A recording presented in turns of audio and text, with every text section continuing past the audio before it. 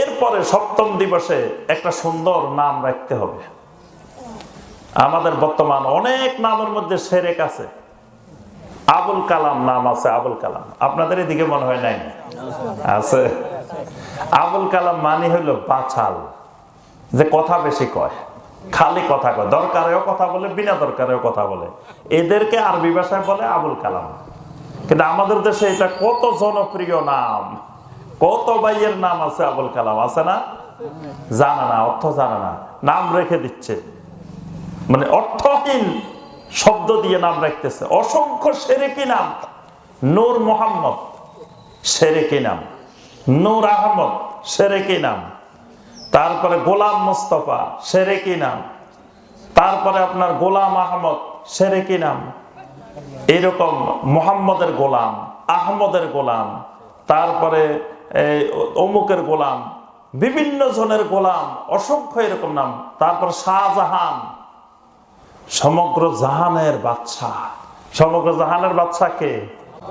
আল্লাহ রাব্বুল আলামিন। মানুষের নাম রাখে দিছে শাহজাহান, মানুষের নাম রাখে দিছে আপনার শাহ আলম।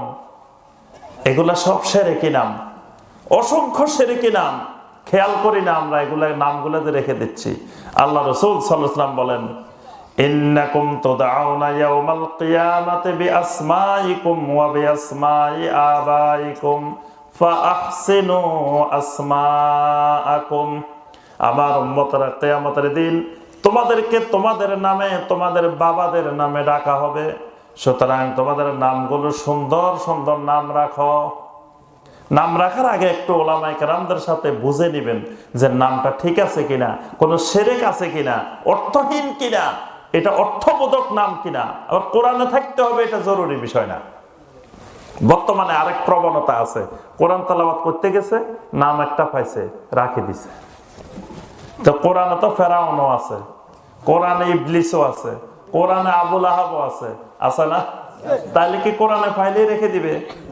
অনেকে এরকম মারাত্মক মারাত্মক শিরকি নাম কোরআনে পাইছে রেখে দিছে, কোরআনে পাইছে রেখে দিছে, কোরআনে আছে। তো কোরআনে থাকলে কি নাম রাখা যাবে?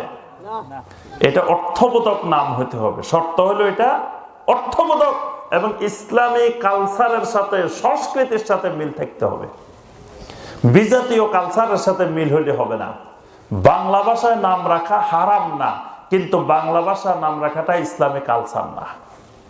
যুগ যুগ ধরে এই উপমহাদেশে মুসলমানেরা নাম রেখে আসছেন আরবি শব্দ দিয়ে। এই জন্য এখানে আপনি বাংলা যত অর্থবোধ হোক, বাংলা নাম রাখে আমাদের দেশে। এখানে আমাদের পাশাপাশি হিন্দুরা বসবাস করে, বৌদ্ধরা বসবাস করে, তারা বাংলা ভাষা দিয়ে, তারা সংস্কৃত দিয়ে, পালি দিয়ে তারা নাম রাখে। সুতরাং ওইটা তাদের একটা কালচার। আমাদের কালচার হলো আরবি ভাষা দিয়ে নাম রাখা।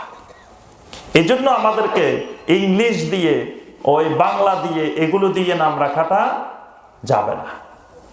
এই জন্য নামের ক্ষেত্রে দুটো জিনিস খেয়াল রাখতে হবে, একটা হলো অর্থবোধক, আরেকটা হলো ইসলামের সংস্কৃতির দিকে খেয়াল রাখতে হবে।